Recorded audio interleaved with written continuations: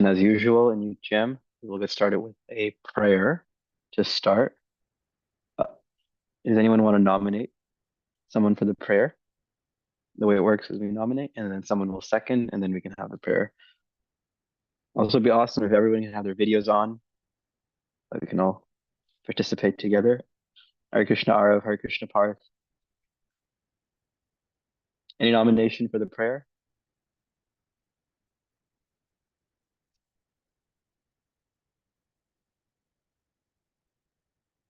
Okay, we have a nomination for Parth. Let's see if someone seconds it. Okay, we got a thumbs up from Arav. Okay, Parth, it's all you. I just put the format in the chat. Dear Shri Shri Radha Kala Chanji, if you so desire, please make that everybody on this UTM, either present or not present, should take away one thing that will stick with them the rest of their lives so that they can keep remembering Krishna. Please consider our humble request. That was amazing, Parth. Thank you so much. Now that's something we could really look forward to in this youth jam. So we'll get started with our chapter of Bhagavad Gita.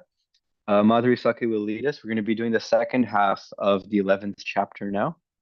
And so we'll do the Sanskrit first, and then we'll do the translations in order. So Madhuri Saki will do the Sanskrit, and then you can raise your hands later for the translations.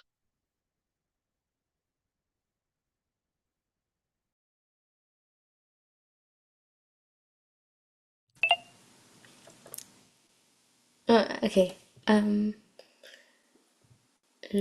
Mahate bahuvaktra netram mahabaho buhurupadam bahudaram bahutamastra karalam drishva loka pravyatitastataham. Wait, Braj, is this what meter? Do you know? It's like Nabha Sprusham Deeptamaneka. नभास्पृशं दीप्तमनेकवर्णं व्याताननं दीप्तविशालनेत्रं दृष्ट्वा हि त्वं प्रव्यथितान्तरात्मा द्वितं न विद्यामि समं न च विष्णु.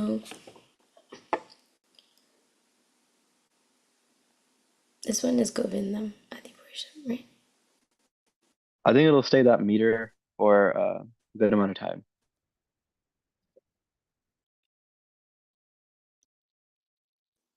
दंष्ट्राकरालानि च ते मुखानि दृष्ट्वैव कालानलसन्निभानि दिशो न जाने न लभे च शर्मा प्रासीद देवेश जगन्निवास अमी च त्वं द्वितरत्रस्य पुत्र सर्वे सह Pavani Palasanghai Vishma Drona Suta Putrastatastu Saha Smadhiryar Apiyodamukhai Bhaktrani Tetva Ramana Vishanti Damstra Karalani Bhayanakani Kechid Vilagna Dashanate Tareshu Sandrishyante Churnitar Uttamankai. Thank you for your patience, everyone. Yata Nadinam Bahavo Muvegya Samudram Evam Bhimukad Dravanti Tatatavami Naralokavira Vishyanti Vaktrani Abhivijwalanti Yata Pradaptim Jwalanam Patanga Vishyanti Nashaya Samriddhaveka Tataivan Nashaya Vishanti Lokas Tavapi Vaktrani Samriddhaveka Lil Hayase Grashamana Samantal lokan samagran vadanirjvalabhi tejobir apurya jagat samagram bhashastavogra pratapanti Vishnu. Akyahimeko bhavanugarupo namo tuste devavara prasida vignamichami bhavantamadhyam nahi prajanami tava pravritim. Shri Bhagavan Kalosmi loka shayakrit pravritho lokan. Sorry.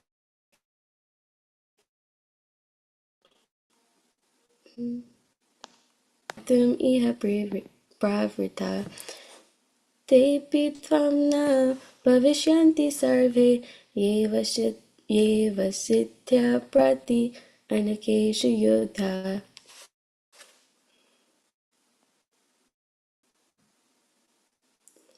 Tasmat tvam uttishta yasholabhashva chitva satrun bhunkshava rajyam samriddham Mayevate nihata purvameva nimittamatram bhava savyasachin. Dronam cha bhishmam cha jayadratam cha karnam tatharnyan api yodaviran maya hatam svam jahima vyatishta yudhyashva chetasivane sapatnan. Sanjaya Uvacha Etach Trutva Vachanam Keshavasya Kritanjalirvepana Kriti Namaskritava Bhuya Evaha Krishnam Sagad Kadambita Pita Pranamya. Arjuna Uvacha Stane Rishikesha Tava Prakritya Jagat Praharshyati Anurajayate Cha Rakshashmi Bhitani Disho Dravanti Sarve Namashyanti Cha Siddha Sangha Kashmak Chatena Namaran Mahatman Gari Yase Brahmano Pyadyayi Kritre Antadashesha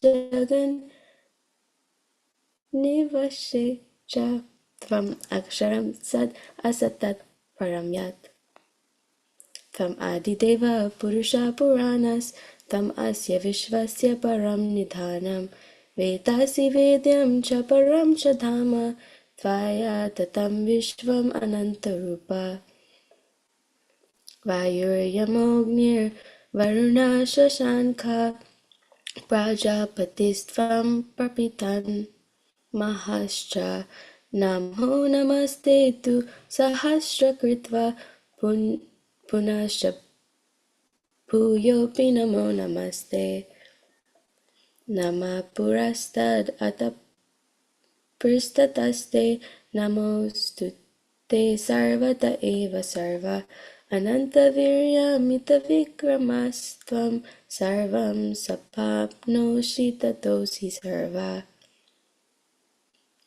Sakheti Matva Prashabham Yadukta He Krishna He Yadava He Sakheti Ajanata Mahimanam Tavedham Maya Pramadat Pranayena Vapi Yachavaha Sharatam Asatkritosi Viharasayasana Bhojanaishu Ekotavapi Achyutatat Samaksham Tat Kshamaye Tvam Aham Aprameyam Pitasya Lokasya Characharasya Tvam Asya Pujasya Cha Guru Gariyan Natvat Samosti Apayati Kutonyo Lokatrayopi Apritima Prabhava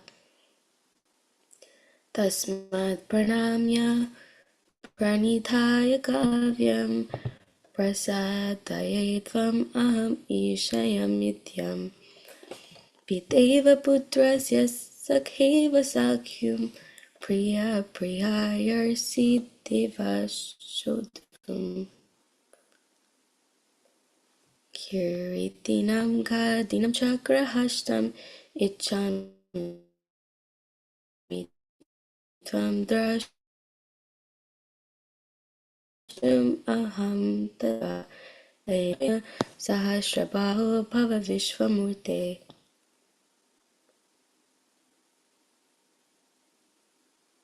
श्रीभगवानुवाच माया प्रसादेन तवार्जुनेदं रूपं परं दर्शितमात्मयोगा तेजोमयं विश्वम् अनन्तम् आद्यं यन्मे त्वदन्येन न दृष्टपूर्वम् न वेदयज्ञैर्धयना यज्ञैर्न तन्यैर्न च क्रियाभिर्न तपोभिरुग्रैः एवं रूपा सख्या अहं निर्लोके द्रष्टुं त्वदन्येन कुरु प्रवीरा माध्यव्यतामा च विमुतभावो दृष्ट्वा रूपं घोरम् इदृन्ममेदं व्यापेतभिप्रीतमना पुनस्त्वं तदेव मे रूपमिदं प्रपश्य सञ्जय उवाच इति अर्जुनं वसुदेवस्तथोक्त्वा साकं रूपं दर्शयम् वश्यम् अशचभितं एनं भूत्वो पुनः सौम्य वपुर्महात्मा अर्जुन उवाच दृष्ट्वेदं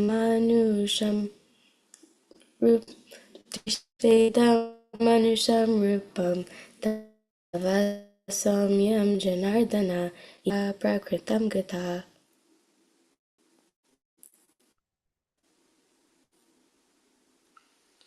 श्रीभगवानुवाच सुदुर्दर्शमिदं रूपं दृष्टवान् पश्यन् मम देव अपि अस्य पश्य नित्यं दर्शनकाङ्क्षिणः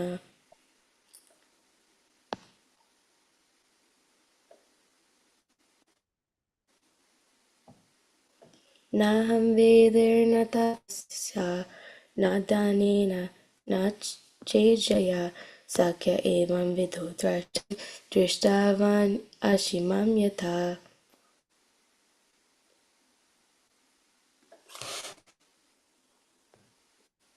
Bhaktya Tvananyaya Shakya Aham Evam Vidojana Gyaptum Drashtum Chatatpena Pravishtum Cha Parantapa Mat Karma Krin Mat Paramo Mad Bhakta Sangavarjitaha Nirvaira Sarvabhuteshu Yasamam Eti Pandava.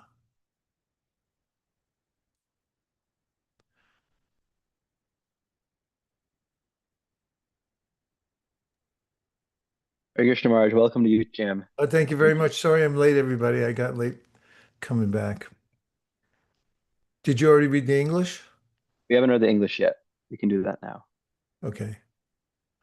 I'm more interested in reading the English these days since I realize that for all the Bhakti Shastri, Bhakti Vaibhav, and Bhakti Vedanta, you have to know the English as well as the Sanskrit. It's good to know. Can I start? Yes, we'll do 5 each. All right. Fair enough.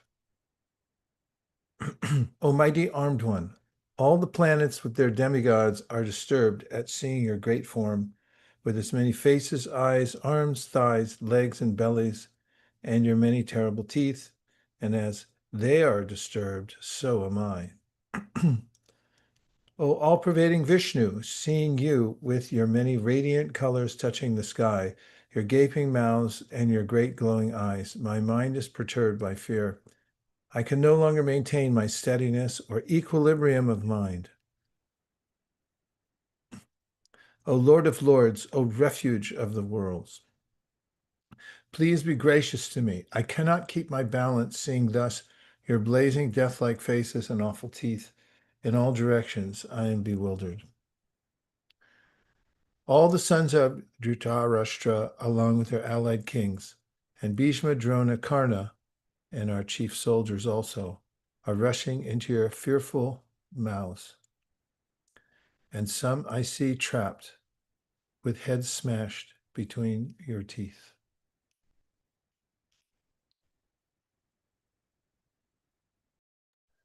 As the many waves of the river flow into the ocean, so do all these great warriors enter blazing into your mouths.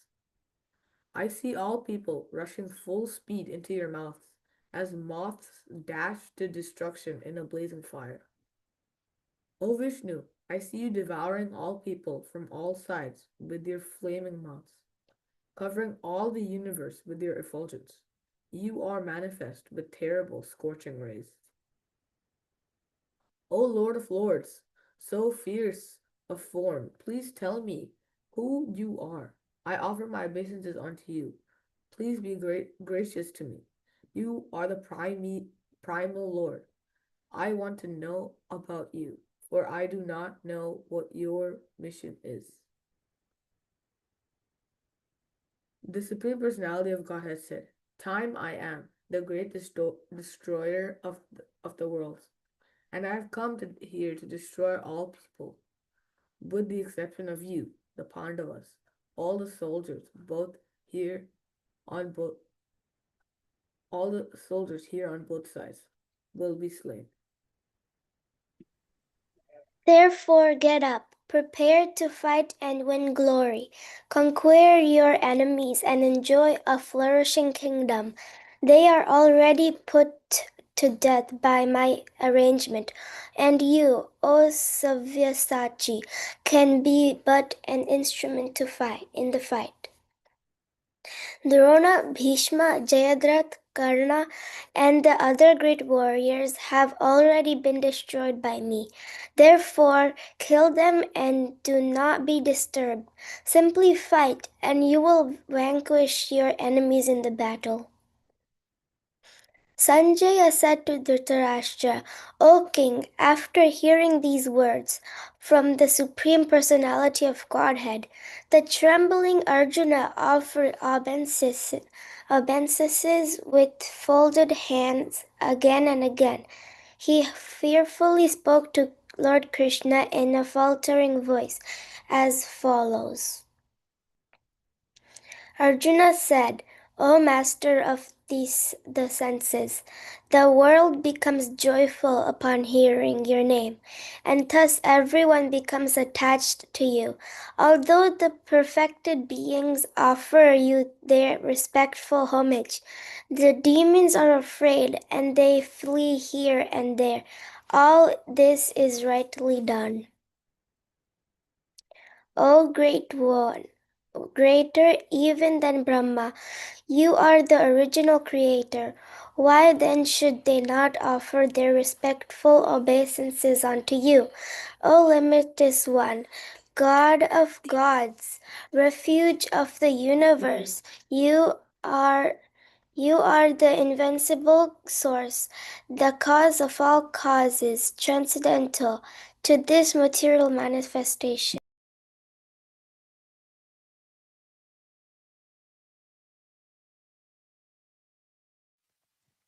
You are the original personality of Godhead, the oldest, the ultimate sanctuary of this manifested cosmic world. You are the knower of everything, and you are all that is knowable. You are the supreme refuge, above the material modes, a limitless form. This whole cosmic manifestation is pervaded by you. You are air, and you are the supreme controller. You are fire, you are water, and you are the moon. You are Brahma, the first living creature, and you are the great grandfather. I therefore offer my respectful obeisances unto you 1,000 times and again and yet again.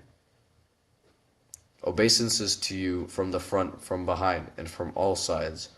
O unbounded power, you are the master of limitless might. You are all-pervading, and thus you are everything. Thinking of you as my friend, I rashly address you as O Krishna, O Yadava, O my friend, not knowing your glories. Please forgive whatever I may have done in madness or in love. I have dishonored you many times, jesting as we relaxed, lay on the same bed, or sat or ate together, sometimes alone and sometimes in front of many friends. O infallible one, please excuse me for all those offenses. You are the Father of this complete cosmic manifestation, of the moving and the non-moving. You are its worshipable chief, the supreme spiritual master. No one is greater than you, nor can anyone be with you. How then could there be anyone greater than you within the three worlds, O Lord of immeasurable power? You are the Supreme Lord, to be worshipped by every living being. Thus I fall down to offer you my respectful obeisances and ask your mercy. As a father tolerates the impudence of his son, a friend with the a friend the impertinence of a friend, or the husband's the familiarity of his wife, please tolerate the wrongs I may have done to you. After seeing this universal form, which I have never seen before, I am gladdened, but at the same time my mind is disturbed with fear. Therefore, please bestow your grace upon me and reveal again your form as the personality of Godhead, O Lord of Lords, O abode of the universe. O universal form, O thousand-armed Lord, I wish to see you in your four-armed form with helmeted head and with club, wheel, conch, and lotus flower in your hands. I long to see you in that form. The Supreme Personality of Godhead said, My dear Arjuna, happily I have shown you, by my internal potency, the supreme universal form from within the material world. No one before you has ever seen this primal form, unlimited and full of glittering effulgence. O best of the Kuru warriors, no one before you has ever seen this universal form of mine. For neither by studying the Vedas, nor by performing sacrifices, nor by charity, nor by pious activities, nor by severe penances can I be seen in this form in the material world.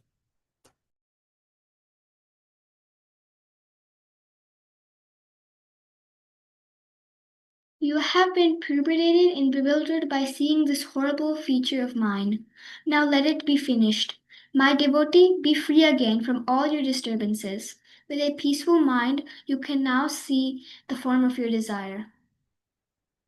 Sanjay said to Dhritarashtra, the Supreme Personality of Godhead, Krishna, having spoken thus to Arjun, displayed his real form, four-armed form, and at last showed his two-armed form, thus encouraging the fearful Arjun.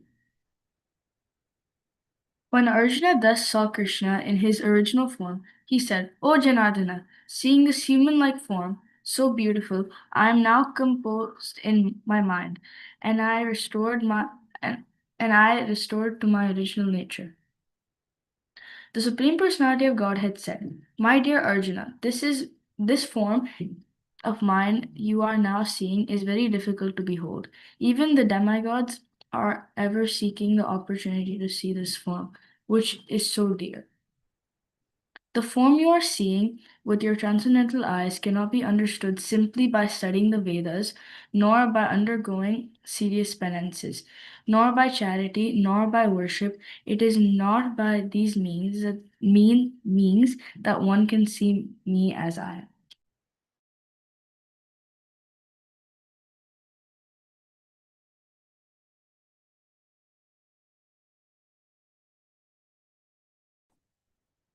My dear Arjuna, only by undivided devotional service can I be understood as I am, standing before you, and thus can be seen directly. Only in this way can you enter into the mysteries of my understanding. My dear Arjuna, he who engages in me in my pure devotional service, free from the contaminations of fruitive activities and mental speculations, he who works for me, who makes me the supreme goal of his life, and who is friendly to every living being, he certainly comes to me.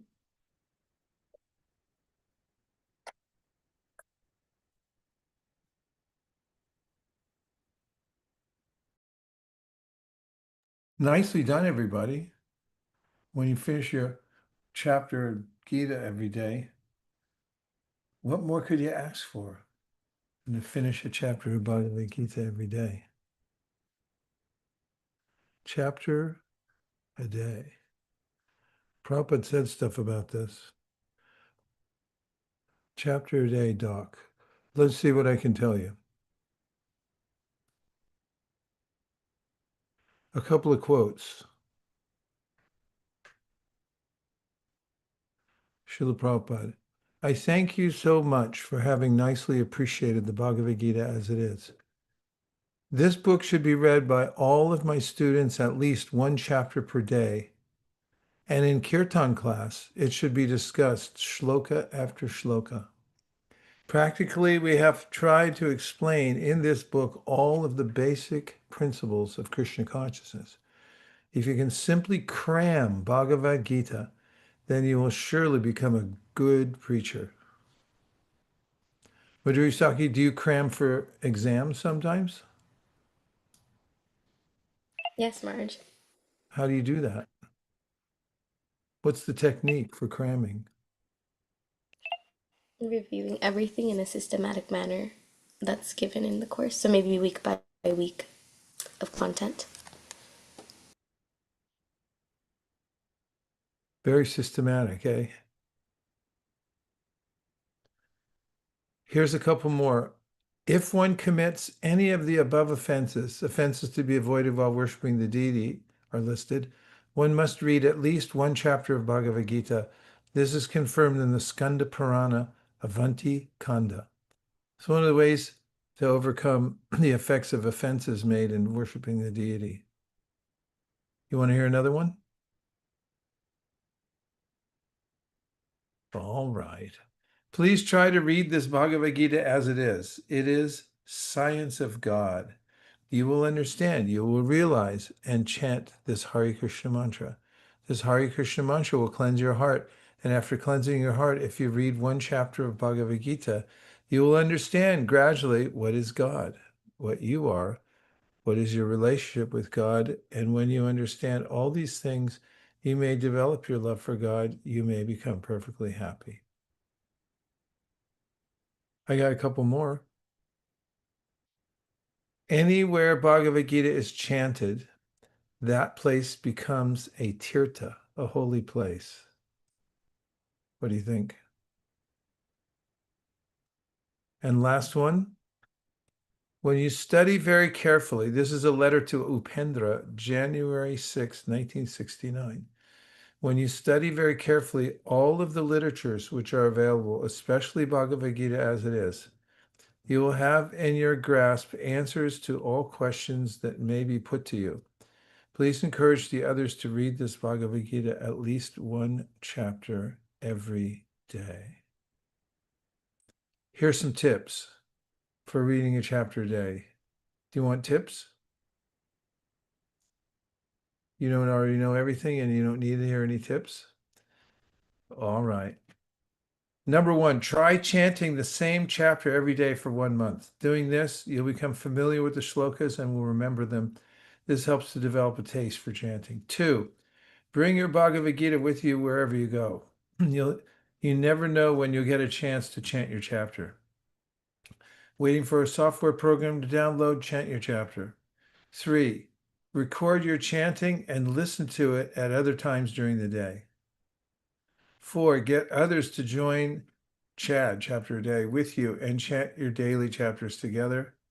Five, if you miss a day, simply continue the next day with a determined vow. And from the Gita Mahatmya, there's this Gita Upanishad, Bhagavad Gita. The essence of all the Upanishads is just like a cow. And Lord Krishna, who is famous as a cowherd boy, is milking this cow. Arjuna is just like a calf, and learned scholars and pure devotees are to drink the nectarian milk of Bhagavad Gita. Om Tat Sat. Any comments or reflections about the Bhagavad Gita reading? Araf? Hare Krishna Guru Maharaj. I had a actually question about the reading. In verse 52, where Krishna says, when he's talking about, he says this form, like even the demigods don't get to see that. Is he talking about his two-armed form as the Supreme Personality God, or is he talking about the universal form? Let's look into it, Rajaras Bhavana. We can read the purport. What was the verse number? 52. Om Jnanati Mirandasya Jnananjana Shalakaya Chakshurun Militam Nina Tasmai Shri Gurave Namaha. Purport. In the 48th verse of this chapter, Lord Krishna concluded, revealing his universal form, and informed Arjuna that this form is not possible to be seen by so many pious activities, sacrifices, etc. Now here the word Sudur Darshanam is used, indicating that Krishna's two-handed form is still more confidential. One may be able to see the universal form of Krishna by adding a little tinge of devotional service to various activities like penances, Vedic study, and philosophical speculation. It may be possible, but without a tinge of bhakti, one cannot see. That has already been explained. Still, beyond that universal form, the form of Krishna with two hands is still more difficult to see, even for demigods like Brahma and Shiva. They desire to see him, and we have evidence in the Srimad Bhagavatam that when he was supposed to be in the womb of his mother, Devaki, all the demigods from heaven came to see the marvel of Krishna, and they offered nice prayers to the Lord, although he was not at that time visible to them. They waited to see him, and a foolish person may deride him, thinking him an ordinary person, and may offer respect not to him, but to the impersonal, quote-unquote, something within him. But these are all nonsensical postures. Krishna in his two-armed form is actually desired to be seen by all the demigods, like Brahma and Shiva. In Bhagavad Gita 9:11, it is confirmed, Vajananti ma mudha manushim tanum ashritam. He is not visible to the foolish persons who deride him. Krishna's body, as confirmed by Brahma Samhita and confirmed by Krishna himself in Bhagavad Gita, is completely spiritual and full of bliss and eternality. His body is never like a material body, but for some who make a study of Krishna by reading Bhagavad Gita or similar Vedic scriptures, Krishna is a problem. For one using a material process, Krishna is considered to be a great historical personality and very learned philosopher, but he is an ordinary man. And even though he was so powerful, he had to accept a material body. Ultimately, they think that the absolute truth is impersonal. Therefore, they think that from his impersonal feature, he assumed a personal feature attached to material nature. This is a materialistic calculation of the Supreme Lord. Another calculation is speculative. Those who are in search of knowledge also speculate on Krishna and consider him to be less important than the universal form of the Supreme. Thus, some think that the universal form of Krishna, which was manifested to Arjuna, is more important than his personal form. According to them, the personal form of the Supreme Lord is something imaginary. They believe that in the ultimate issue, the absolute truth is not a person, but the transcendental process is described in Bhagavad Gita chapter 4. To hear about Krishna from authorities. That is the actual Vedic process. And those who are actually in the Vedic line hear about Krishna from authority. And by repeated hearing about him, Krishna becomes dear. That's a nice sentence, isn't it? And by repeated hearing about him, Krishna becomes dear. As we have several times discussed, Krishna is covered by his Yogamaya potency. He is not to be seen or revealed to anyone and everyone. Only one by whom he reveals himself can he be seen. This is confirmed in the Vedic literature. For one who is a surrendered soul, the absolute truth can actually be understood. The transcendentalist, by continuous Krishna consciousness and by devotional service to Krishna, can have his spiritual eyes open and can see Krishna by revelation. Such a revelation is not possible even for the demigods. Therefore, it is difficult even for the demigods to understand Krishna. And the advanced demigods are always in hope of seeing Krishna in his two-handed form. The conclusion is that although to see the universal form of Krishna is very, very difficult and not possible for anyone and everyone, it is still more difficult to understand his personal form as Shamasundara. Was your question answered by that purport? Yes, yes, it was. What's the answer? That the two-armed Krishna form, the original form, is definitely more rare than the universal form, even though the universal form is still extremely hard to get to see. Thank you, Arav. Akshaj. Hare Krishna Guru Maharaj.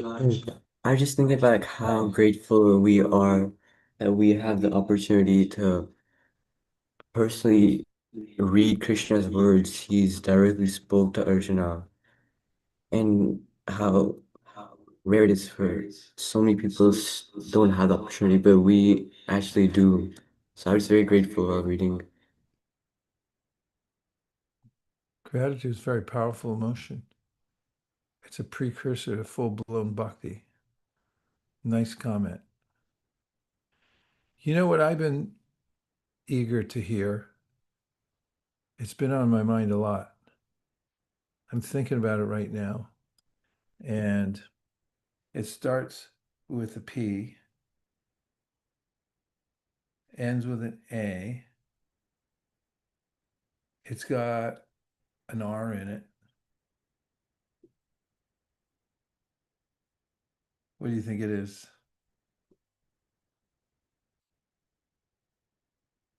Shivani? Prema. Huh? Prema. Well, maybe the result of reading it will be Prema, but that's not the book I was thinking of. Oh. Go ahead, Navya.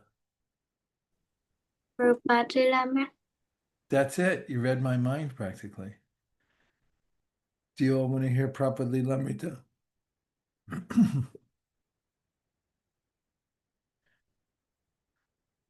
Where are we? At the top? Two each? Three each? Two each? Which one? Yeah, let's do two. Okay, here we go. Prabhupada's loft, 94 Bowery, was 6 blocks south of Houston Street. At Houston and Bowery, derelicts converged in the heavy crosstown traffic.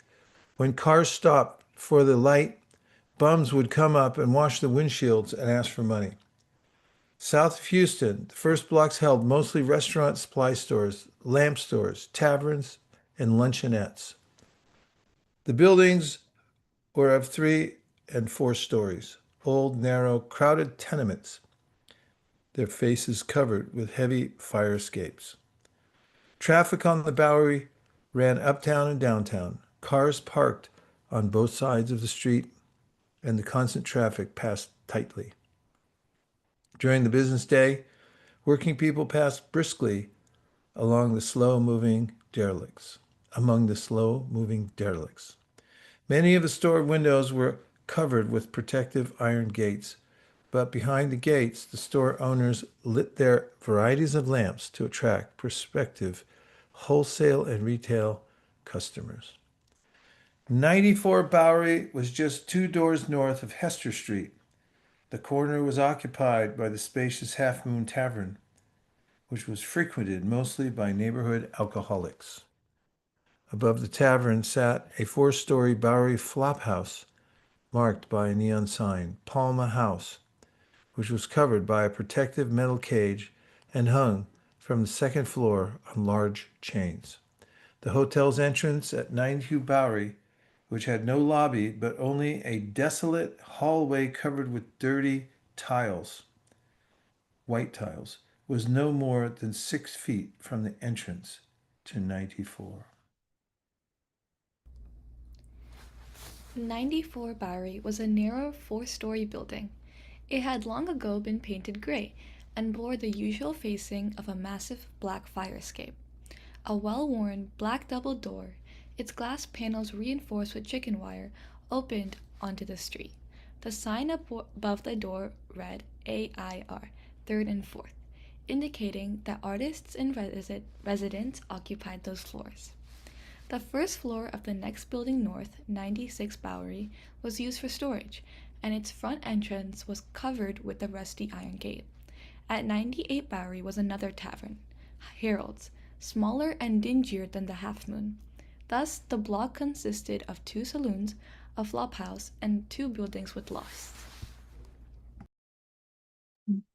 In the 1960s, loft living was just the beginning of that area of New York City.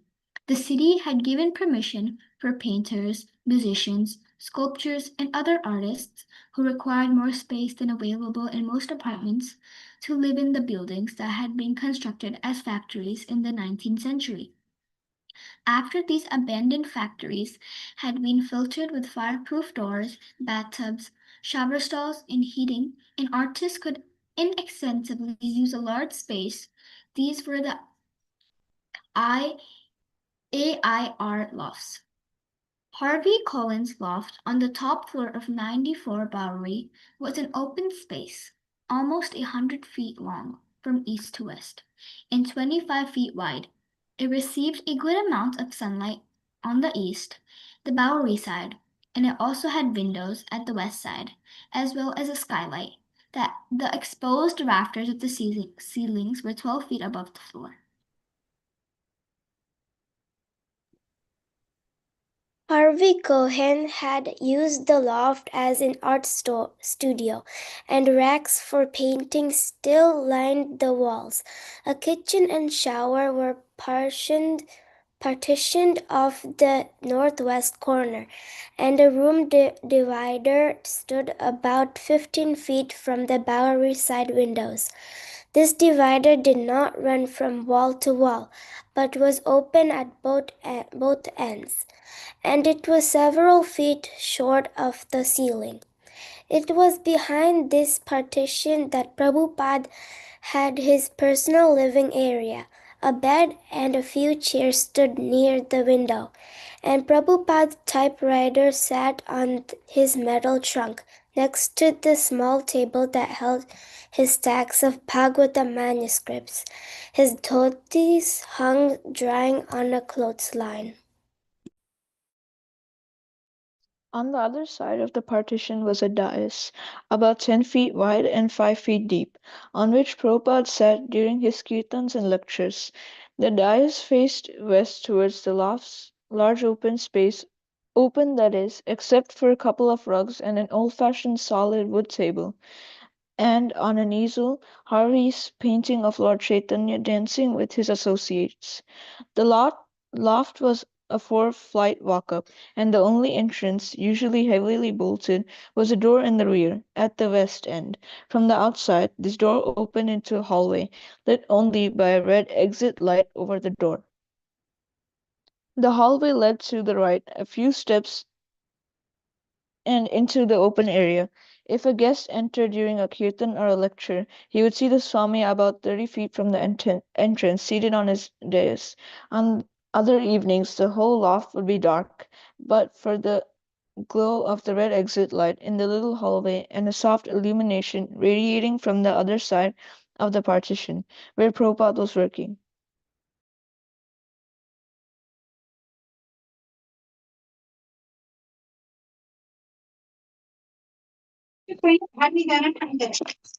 Sorry. Where did you stop, Haridas? Prabhupada lived on the Bowery, sitting under a small light, while hundreds of derelicts also sat under hundreds of naked lights on the same city block. He had no more fixed income than the derelicts, nor any greater security of fixed residence. Yet his consciousness was different. He was translating Srimad Bhagavatam into English, speaking to the world through his Bhaktivedanta purport. His duty, whether on the 14th floor of a Riverside Drive apartment building or in a corner of a Bowery loft, was to establish Krishna consciousness as a prime necessity for all humanity. He went on with his translating and with his constant vision of a Krishna temple in New York City. Because his consciousness was absorbed in Krishna's universal mission, he did not depend on his surroundings for shelter. Home for him was not a matter of bricks and wood, but of taking shelter of Krishna in every circumstance. As Prabhupada had said to his friends uptown, everywhere is my home, whereas without Krishna's shelter the whole world would be a desolate place. Often, he would refer to a scriptural statement that people live in three different modes: goodness, passion, and ignorance. Life in the forest is in a mode of goodness, life in the city is in passion, and life in a degraded place like a liquor shop, a brothel, or the Bowery is in the mode of ignorance. But to live in a temple of Vishnu is to live in the spiritual world, Vaikuntha, which is transcendental to all three material modes.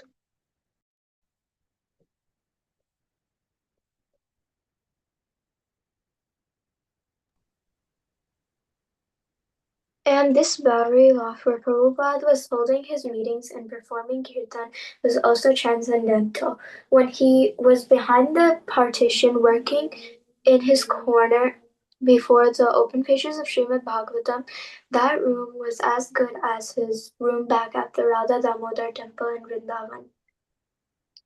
News of the Swami's move to the Bowery loft spread, mostly by word of mouth at the Paradox restaurant, and people began to come by in the evening to chant with him. The musical kirtans were especially popular on the Bowery since the Swami's new congregation consisted mostly of local musicians and artists who responded more to the transcendental music than to the philosophy. Every morning he would hold a class on Srimad Bhagavatam attended by David Allen, Robert Nelson, and another boy. And occasionally he would teach cooking to whoever was interested. He was usually available for personal talks with any inquiring visitors or with his new roommate.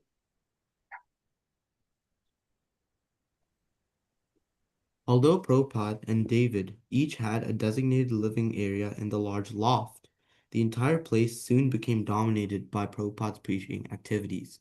Prabhupada and David got on well together, and at first Prabhupada considered David an aspiring disciple. April 27. He wrote to his friends in India describing his relationship with David Allen. He was attending my class at 72nd Street along with others, and when I experienced this theft case in my room, he invited me to his residence. So I'm with him and training him. He has good prospect because he has already given up all bad habits. In this country, illicit connection with women, smoking, drinking, and eating of meats are common affairs. Beside that, there are other bad habits, like using only toilet paper and not bathing after evacuating, etc.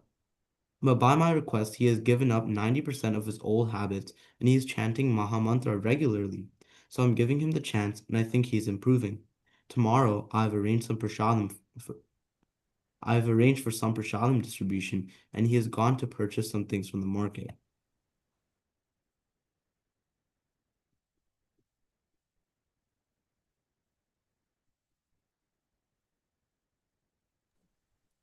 When David first came to the Bowery, he appeared like a clean-cut college student. He was 21, 6 feet tall, blue-eyed, handsome, and intelligent-looking. Most of his new friends in New York were older and considered him a kid. David's family lived in East Lansing, Michigan, and his mother was paying $100 monthly to sublease the loft. Although he did not have much experience, he had read that a new realm of mine expansion was available through psychedelic drugs, and he was heading fast into the hazardous world of LSD. His meeting with the Swami came at a time of radical change and profoundly affected his life. David, It was a really good relationship I had with Swamiji, but I was overwhelmed by the tremendous energy of being that close to him. It spurred my consciousness very fast. Even in my dreams at night would be so vivid of Krishna consciousness. I was I was often sleeping when the Swami was up, because he was up late in the night working on his translations. That's possibly where a lot of the consciousness in dreams just flowed in, because of that deep relationship. I also had to do with studying Sanskrit. There was a lot of immediate impact with the language. The language seemed to have such a strong mystical quality, the way the way he translated it word for word. Hare Krishna.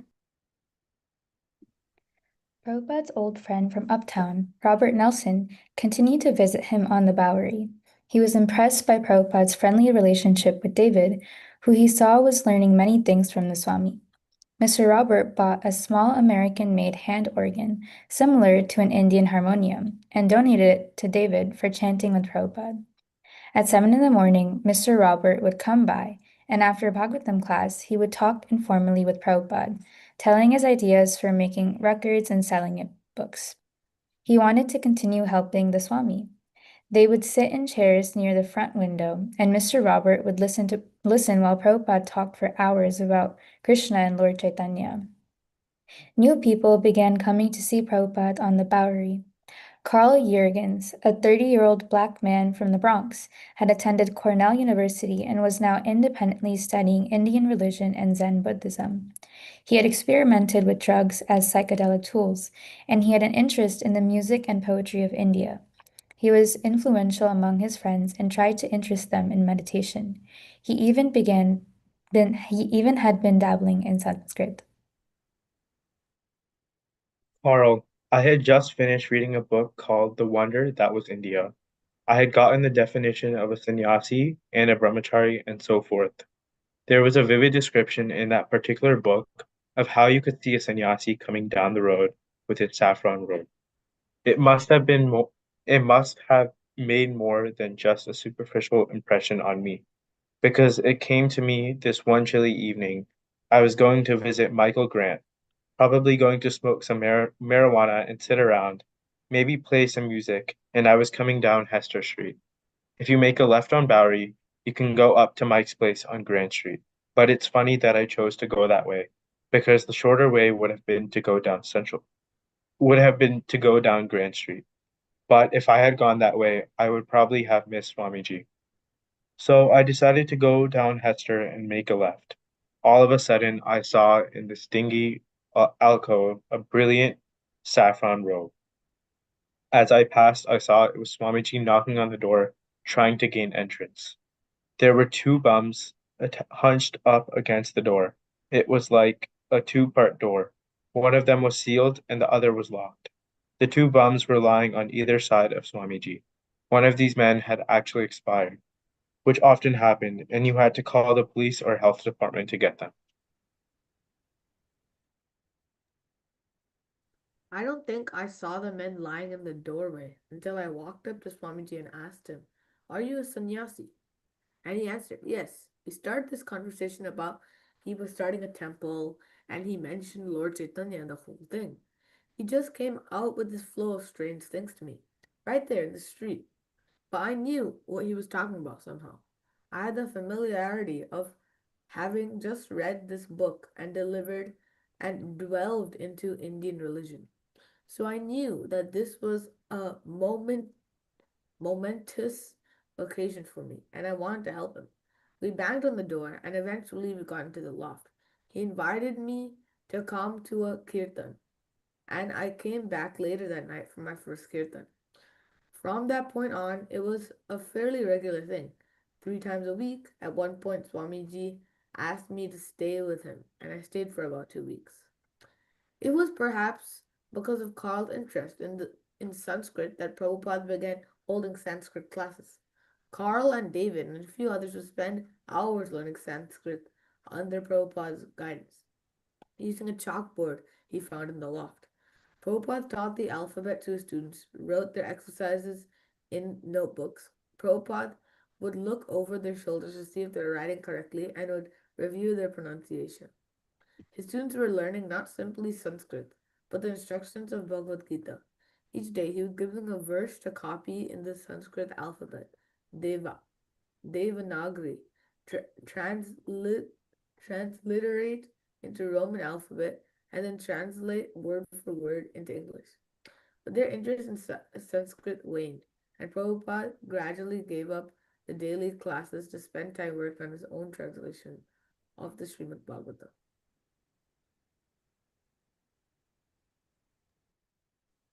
His new friends may have regarded these lessons as Sanskrit classes, but actually they were bhakti classes. He had not come to America as the ambassador of Sanskrit, as Guru Maharaj had ordered him to teach Krishna consciousness. But since he had found in Carl and some of his friends a desire to investigate Sanskrit, he encouraged it. As a youth, Lord Chaitanya had also started a Sanskrit school with the real purpose of teaching love of Krishna. He would teach in such a way that every word meant Krishna, and when his students objected, he closed the school. Similarly, when Prabhupada found that his students' interest in Sanskrit was transitory, and since he himself had no mission on behalf of Sanskrit linguistics, he gave it up. By standard of classical Vedic scholars, it takes 10 years for a boy to master Sanskrit grammar, and if one does not start until his late 20s or 30s, it is usually too late. Certainly, none of Swamiji's students were thinking of entering a 10-year concentration in Sanskrit grammar, and even if they were, they would not realize spiritual truth by simply by becoming grammarians.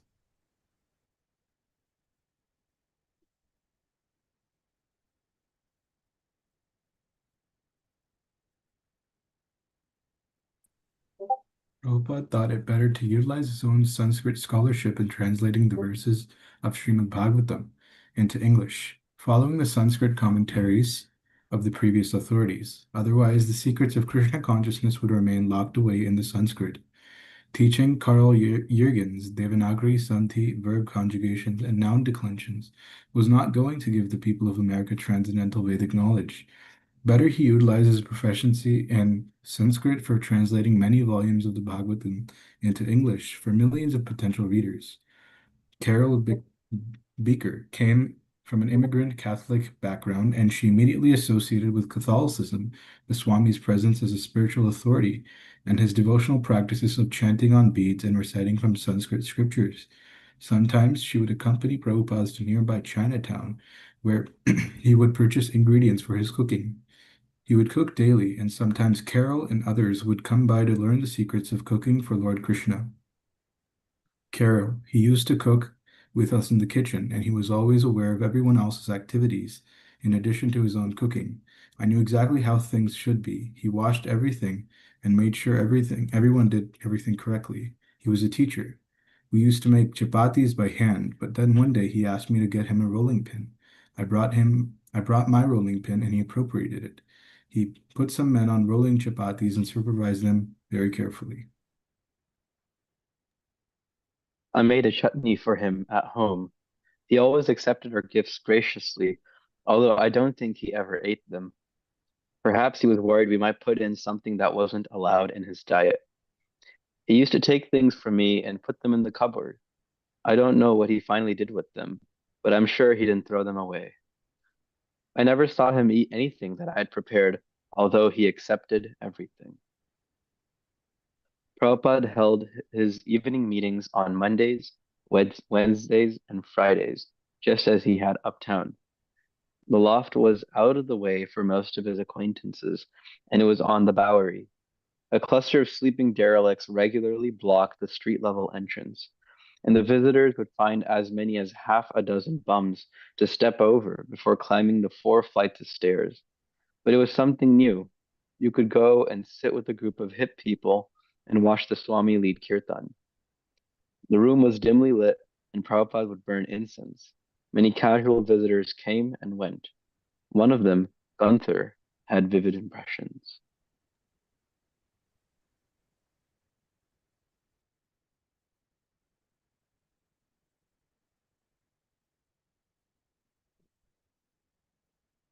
So let's take a few reflections from the reading.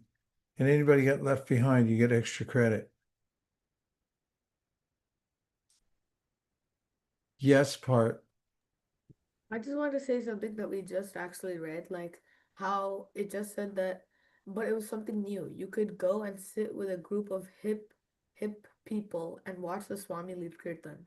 So that shows that Prabhupada was able to just go anywhere and he didn't care about what people thought. He just wanted to spread kirtan. And if if a person hears kirtan, then maybe this life or a next life they will take to Krishna consciousness. And that was just one thing that really stuck with me. Is that what you're going to do? Go anywhere and everywhere and present Yeah, Krishna consciousness? yeah. I have a, I had a feeling that was in your plans. You seem to get around the world a lot. I see your pictures in practically every country of the world. The last one I saw, you're standing on the equator. Pretty good childhood you got there. Okay, Haridas, tell us what you're thinking.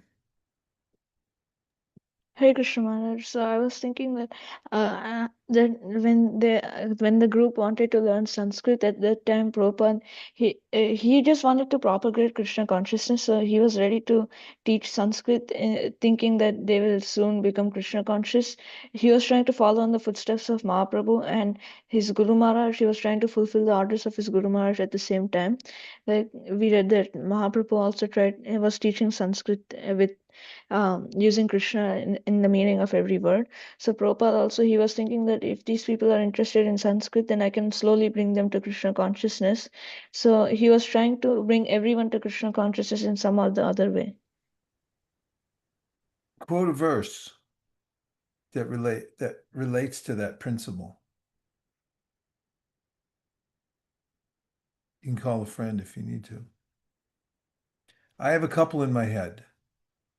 They're banging around in my head right now that to describe the principle that you're talking about that you observed in Prabhupada. One of them is Yena Tena Prakarina Manat Krishna Naveshayat. Yena Tena Prakarina means one way or another, somehow or other, help people to remember Krishna. That's the first principle. And the second one is Anasaktasya Vishayan Yatarham Upayunjita Nirbandhas Krishna Sambandhe Yuktam Vairagyam Uchate Prapanchikataya Buddhya Hari Sambandhi Vastuna Mumukshavi Pripyago Vairagyam Palagu Katyate. That's a verse about Yukta Vairagya, to use all implements in the service of Krishna. And it says that real renunciation means to know how to use everything in order to serve Krishna rather than artificially renouncing things that could have been used in Krishna's service. What do you think, Haridas? Yes, Maharaj, that relates a lot. I love that you brought up that principle and that you noticed it. Nice work. Thank you, Sia, Maharaj. are you a wordsmither? I noticed that you grabbed a word and put it up there on the chat, and I appreciated it. I like that because oftentimes we use language and then by context we have a vague idea or even a fairly certain idea about what it is, but when you look into it more deeply, it becomes more useful. Do you do that? Are you a word I mean, collector? I've been reading Prabhupada Leelamrit like up to the chapters because I haven't caught up to what we're reading in Youth Gym. So there are some words that I like research occasionally. But And in other circumstances, do you do that too? yeah, I mean, if there isn't a word I know and I can't like I feel like the you get a whole new understanding when you actually research it versus trying to understand it via the context. But yeah. I was just looking for my notebook. I usually have it on my desk. Whenever I see a word, I write it down and the etymology. I keep it in a notebook and then I go back and yeah, what point were you going to make before I unceremoniously No, interjected? Go ahead. I was gonna say like as I've been reading, and it's been like hitting me these days that like seeing how in this chapter we can see how Prabhupada had to like step over bumps and the way he was living, and even when he was in India to the struggle he had to publish Back to Godhead, like he wouldn't get the funding. It makes me think like, I'm not reading Back to Godhead right now, or I mean, I'm not really, I'm reading only some of Prabhupada's books, but it makes me think like if he's put so much effort into it, like we should really, really read it. And it makes me more grateful for how Prabhupada has spent so much effort and so much, yeah, just so much determination into propagating this movement and publishing these books. Yeah, I love that sentiment. Do you have a desire to live a life following Prabhupada's footsteps? Maybe at some point doing some kinds of sacrifice and remembering how he sacrificed, try to do something for all living entities by spreading Krishna consciousness. Yes, Maharaj. Then may Lord Chaitanya fulfill all your desires. Hare Thank you, Krishna. Maharaj. Tarani Radha, Hare Krishna. Hare Krishna Maharaj, I'm sorry I didn't get to participate a lot in today's class, but I was listening the entire time, and when you were reading Lilamrit and it mentioned David, so I used to read Lilamrit a lot with my family. It's kind of gotten less lately because like we're busy, but I remember my parents have mentioned, and we also read about David and like the whole incident that happened, and I was thinking like, so Prabhupada had said that he saw like that David had given up like 90% of his bad habits and all of that. And so I asked my dad, I was like, how come Prabhupada stayed, like, did this happen before or after?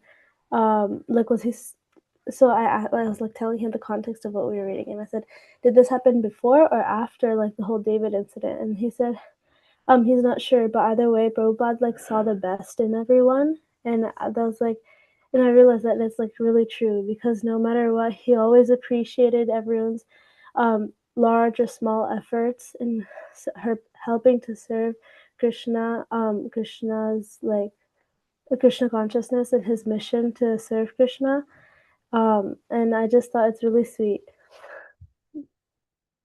Yeah, amazing. Could you give me a verse from the Sri Upanishad that expresses that type of mood?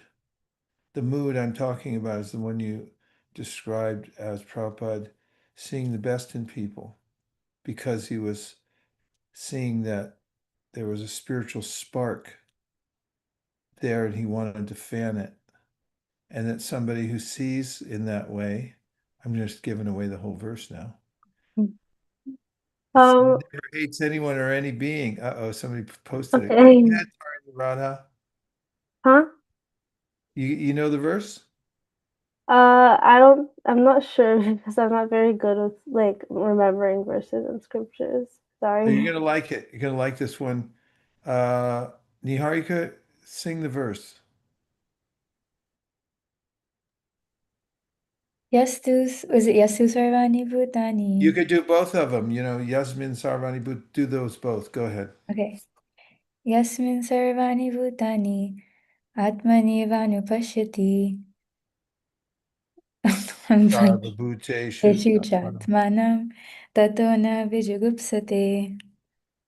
And Yastu Sarvani Bhutani Atmaiva Budvijanata Tatra ko mohaka shoka ekatvam anupashyata. Can you give a sense of what they mean, kind of in relationship to what Tarini Radha was saying? I would have to look at the Vedic. Yeah, you could look at it. I'll tell you. Yeah, go ahead, look at it. It's very interesting. Give a little exposition on this. He who systematically sees everything in relation to the Supreme Lord, who sees all living entities as his parts and parcels, and who sees the Supreme Lord within everything, never hates anything or any being. So, and then one who always sees all living entities as spiritual sparks, in quality one with the Lord, becomes a true knower of things.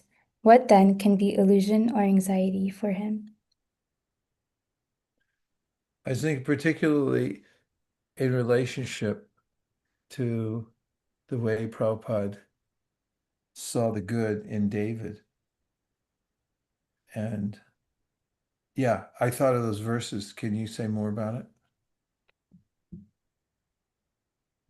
I think that Prabhupada had a very, like, the most spiritual perspective, and his mercy was open to everyone, regardless of their background or where they came from. And the way Prabhupada presented Krishna consciousness, people were able to take to it very easily just because of the potency of Prabhupada and what he was preaching. And so, despite people's various conditions, they were able to take to Krishna consciousness through Prabhupada. Yeah. Tarni Radha, what do you think? Like Tato na Vijugupsate doesn't hate anyone or anything. He sees his own relationship with Krishna. I really appreciated your point, how he was very encouraging, liberal. It's the idea of fanning the spark. You see the spiritual spark, and then you think how much potential there is. Instead of there's an old saying that three gradations of people. The okay, first one, lowest. They judge people according to their past. Higher, they judge people according to the way they are now. Let the past sleep. Now the person's like this.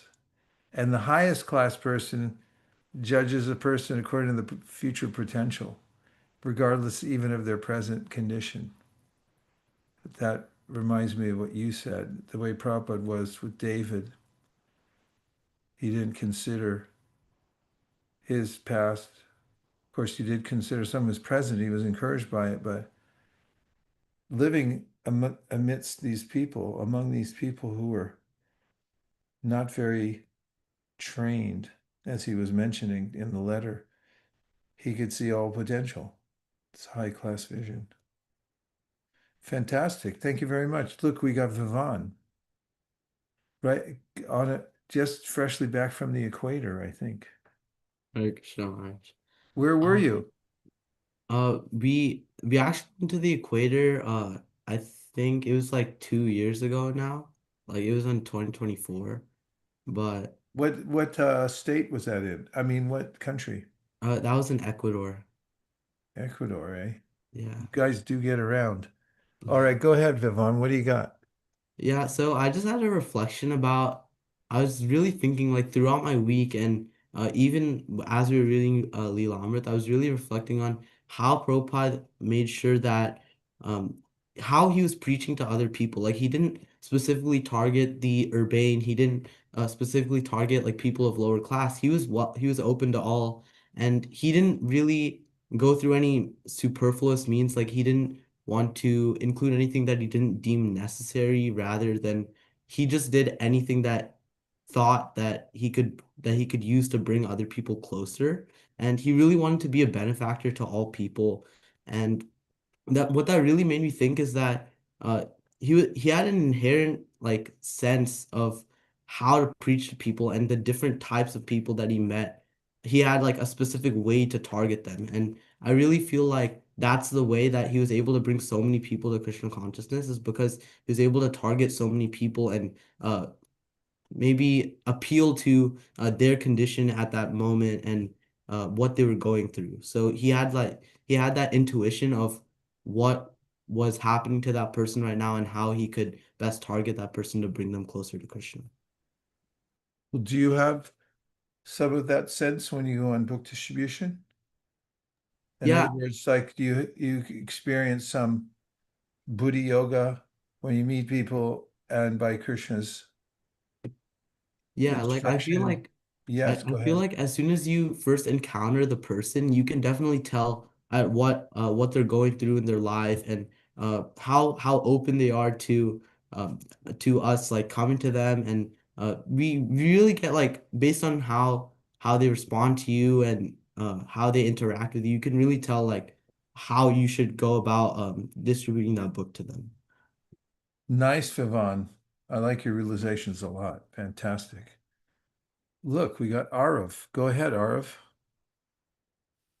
Hare Krishna, Guru Maharaj. I was thinking that Srila Prabhupada in the Prabhupada Lilamrit it said that um, he needed only the shelter of Krishna. He said any place with bricks and wood was just he would say home, and that just was making me thinking about Shukadev Goswami saying you can use your arms as place for resting for sleeping. I haven't memorized the verse fully, but I know he's essentially very renounced, and he's saying that you can just use the world as your home as long as you take shelter of Krishna.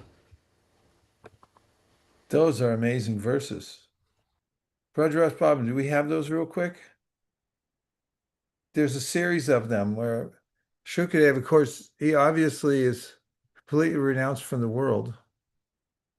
We have it in the first couple of verses from the first canto, second chapter, right? Does anybody know those? Go ahead, Madhuri Saki. I could see her chanting them in your head. Iti samprashasam hishto vipranam ramaharshini pratipuja vachastesam pravaktum prabha upachakrame yam pravajantam anupetam apeta krityam dvaipayano viraha kartara ajuhava putreti tanmayataya taravo binedius tam sarva bhutaraniyamunim anatosmi yaswanubhavam akila shuti saramekam adyatmadipam atitirshatam tamunadam samsarinam karunayaha puraraguyam tam vyasa sunam uparyami gurumuninam. Those are verses talking about how Shukadev Goswami took off after he was born, didn't look back, didn't go to school, didn't get a scholarship, didn't want one, was just interested in Krishna. Let's see. Go ahead, Brajaras Bhavana. Can you read them? The ones from the second chapter? Yeah. Let's just get a little sampling of that since Vivan brought it up. I think it's really good to hear. Ugrashrava, Suta Goswami, the son of Romaharshana, being fully satisfied by the No, perfect the ones passion. you had Oh, about okay. the renunciation. I was just bringing up the point that from that very chapter talks about how renounced he was, and then this is his describing how you don't need to make extra arrangements in the material world. Those ones.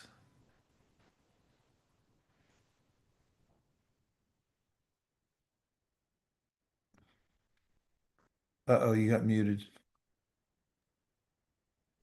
When there are ample earthly flats to lie on, what is the necessity of cots and beds?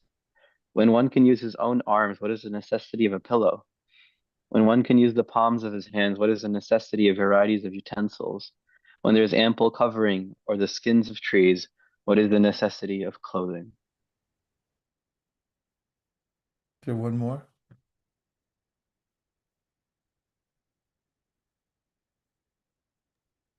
Are there no torn clothes lying on the common road?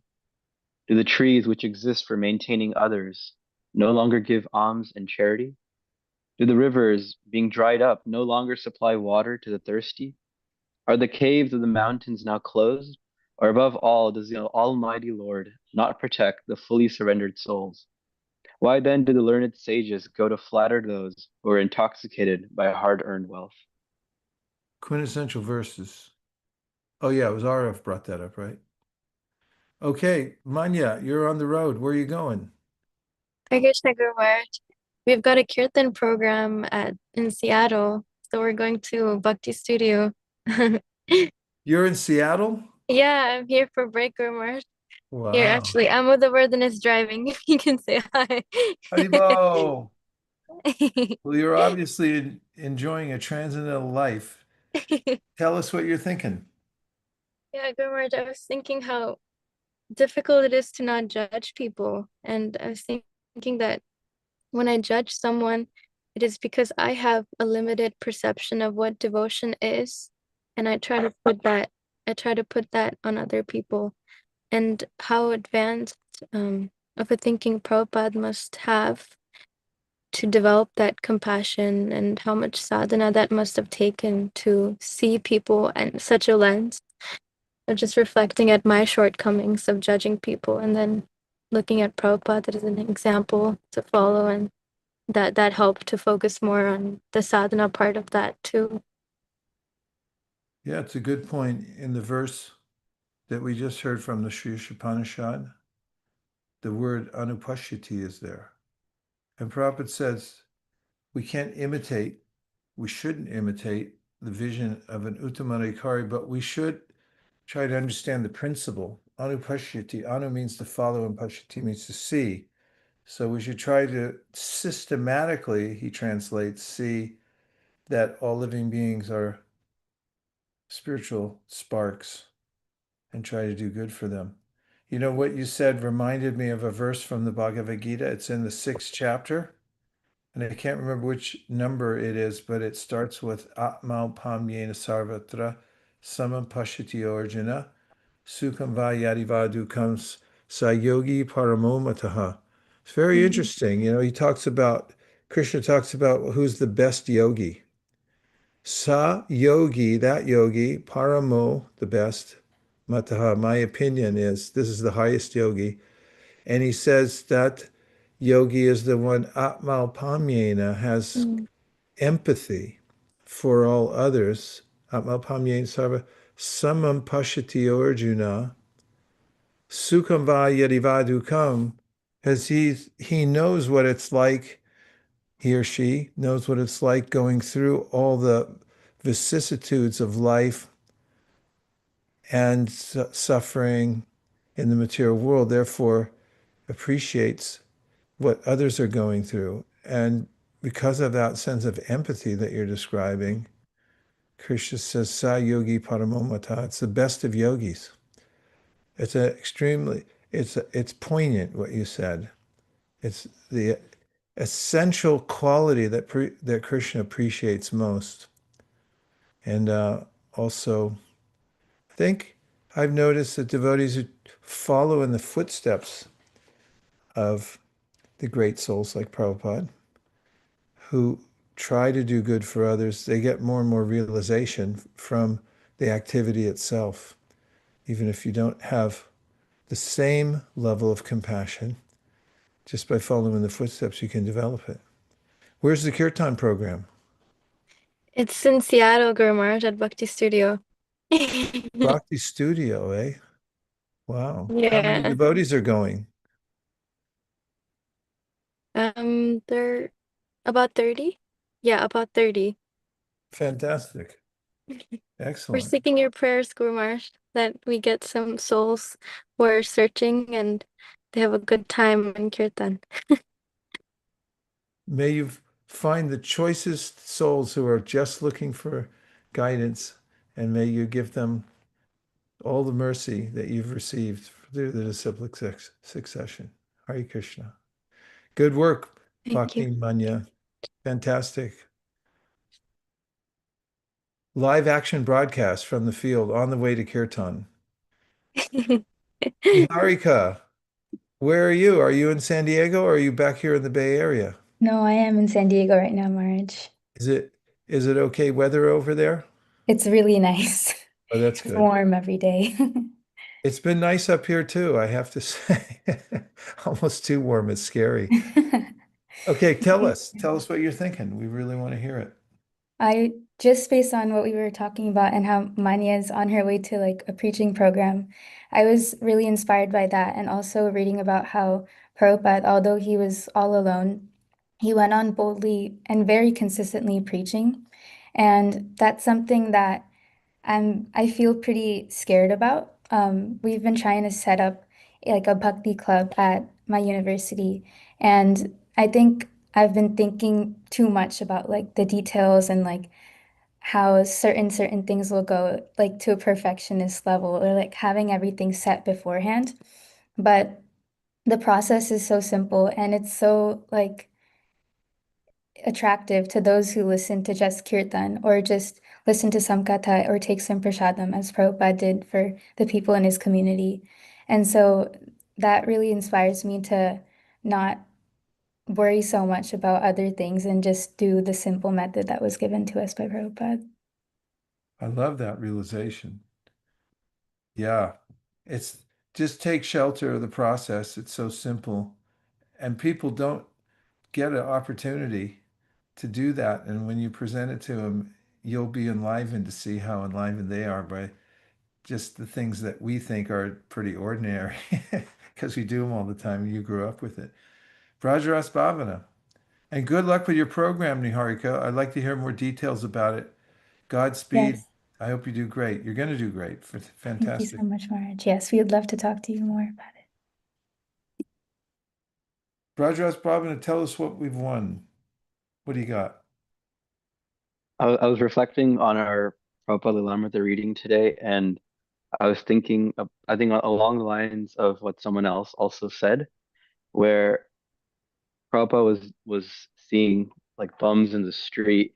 He had a roommate that wasn't like all the way there, wasn't like practicing devotional like service or etiquette to the level that he was used to, and I was thinking how Prabhupada could have very easily had the opportunity to get distracted by like let's fix homelessness, or let's culture the youth here, or let's develop etiquette, let's learn Sanskrit, or many other things, because it was at basically what he would consider zero from what he came from in Vrindavan, and there was a long way for them to go to be considered even cultured human beings to from what he had experienced as a young person.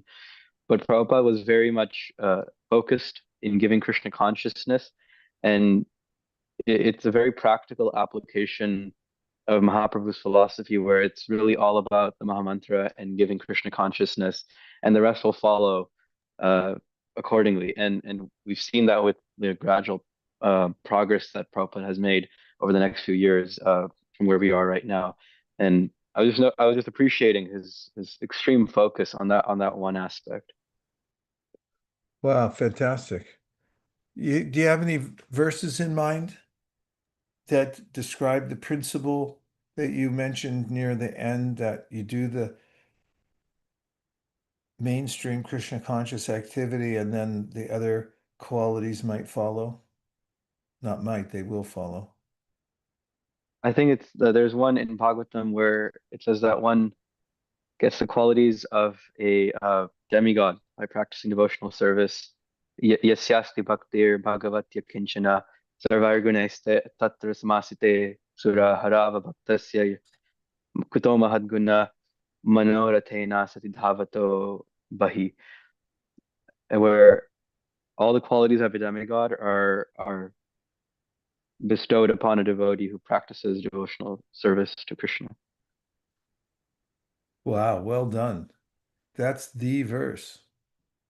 There's tons of other ones too, because it's such a important principle that whatever situation you're in. For instance, I'm thinking in Bhagavad Gita, Api chet sudaracharo bhajate mamananya bhak, sadureva samantavya samyag vyavasito hisa, shripram bhavati dharmatma shashvas shantim nagachati konteya pradijanihi name bhakti pranashiti. Krishna says, even if somebody has a huge character flaw, if they're sincerely engaged in Krishna consciousness, then you have to consider them to be saintly, a sadhu, because they're properly situated. And then in the next verse, he tells Arjuna to declare to everybody that person will become completely righteous within um, very soon. Uh, yeah, fantastic. Excellent. There's also the Atmarama verse, which can connect to this because it includes everyone, including those that are very fallen. Yeah, that's right. That's great. Wow. Amazing. Were you in Govardhan when we were reading the Atma Rama verse? Yes, Do you remember all of it? I don't remember all of it, but I remember the effect it had on me after, where 61 different explanations of the verse of how the original translation says that, or the one Prabhupada writes, is that those who are self-realized even are able to relish the pastimes of Krishna and appreciate bhakti. And Mahaprabhu goes into more detail that it's not just those who are self-realized, but it's also all kinds of people. Then he goes systematic, like even rocks and inanimate objects, and can appreciate bhakti and relish it. Wow, fantastic. Who can quote a bhajan that tells how even rocks are affected by Lord Chaitanya and Lord Nanda?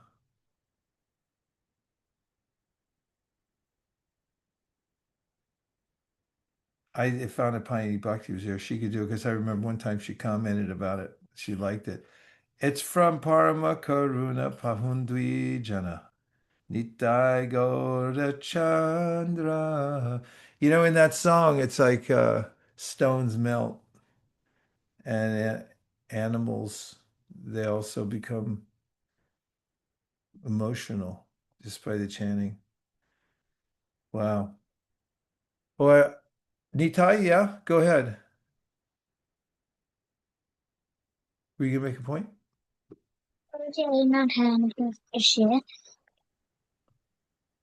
I'll have Brajraj Bravana translate what you said. I didn't catch the beginning of what you said, Nitai. Okay, say it again, Nitai.